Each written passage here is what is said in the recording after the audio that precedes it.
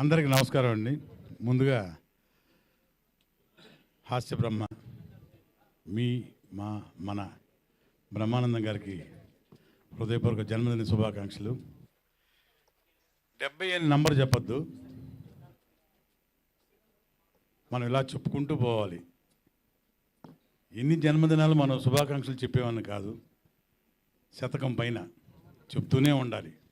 చిరంజీవిగా ఆయన మనల్ని అందరినీ ఇంకా ఇంకా ఇంకా ఇంకా నవ్విస్తూనే ఉండాలి. ఆరోగ్యంగా హ్యాపీగా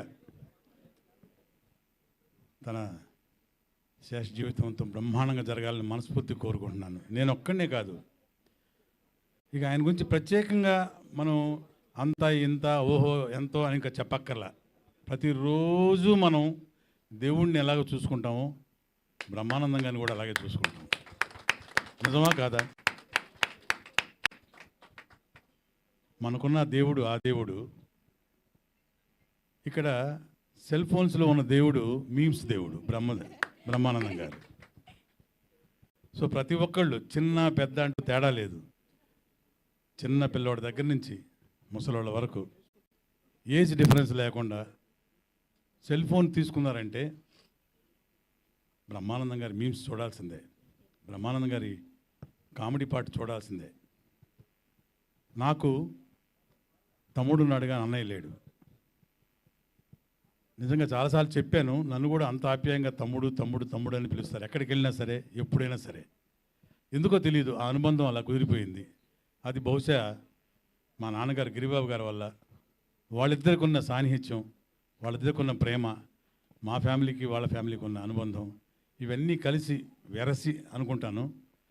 అదొక ప్రత్యేకమైన అభిమానం, అది ప్రేమ ప్రేమ ప్రేమ మా మీద. అలాగే నన్ను మనస్ఫూర్తిగా తమ్ముడు, ఒరే మా తమ్ముడు అని బయట వాళ్ళు పరిచయం చేసేప్పుడు కూడా, ఇక ప్రొఫెషనల్గా ఇక చెప్పేదేముంది, ఆర్టిస్టులు ఇక లొకేషన్స్లో కూర్చుంటే ఆయనతో కూర్చుంటే ఇక మామూలే. నిజంగా ఆ రోజు వర్క్ చేసినట్టే ఉండదు. ఆ ప్రొడ్యూసర్కి చెప్పకూడదు, డబ్బులు ఇవ్వడు మళ్ళీ వర్క్ చేయలేదనుకుంటే. బ్రహ్మానందం అన్నయ్య ఇది అతిశయోక్తి కాకపోతే నిజంగా ఒక మాట చెప్తాం మీ అందరికీ. మొన్న ఇటీవల ఒక పెద్ద హాస్పిటల్ ఒక చీఫ్ డాక్టర్ని మామూలుగా ఫ్రెండ్లీగా కలిసాం. ఆ రోజు ఆయన అన్నారు, ఏమయ్యా మీ బ్రహ్మానందం గారు ఇప్పుడు కూడా బాగా బిజీగా ఉన్నట్టున్నారే అని. అవునండి చేస్తున్నారండి హ్యాపీగా. వెరీ గుడ్ అయ్యా, మేము ఇచ్చే మందులతోటి మా పేషెంట్స్ బ్రతుకుతున్నారు, అది మామూలే. సైకలాజికల్గా మీ బ్రహ్మానందం గారి మీమ్స్ ఆ వీడియోస్ చూస్తూ పేషెంట్స్ వాళ్ళ జీవితాన్ని ఎక్స్టెండ్ చేసుకుంటున్నారనే అన్నాడు డాక్టర్.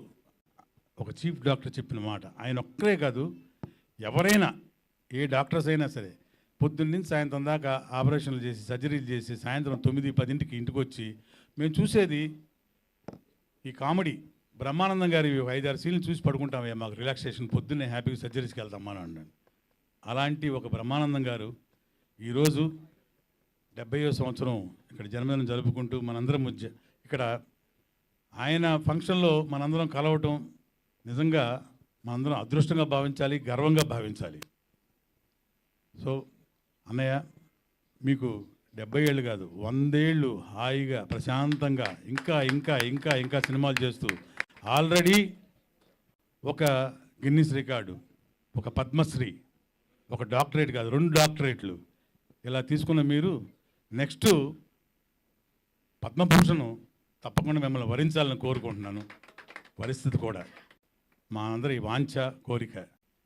థ్యాంక్ యూ అందరికీ. ఇక్కడికి వచ్చేసినందుకు అందరికి కళాభివందనాలు. మరొకసారి అన్నయ్యకి నమస్కారాలు. Thank you. Happy birthday. Thank you sir. Thank you so much for your valuable words. LB Sriram గారికి సాదరంగా ఆహ్వానం తెలియజేస్తున్నాము. ఎస్, నిజంగానే బ్రహ్మానందం గారి గురించి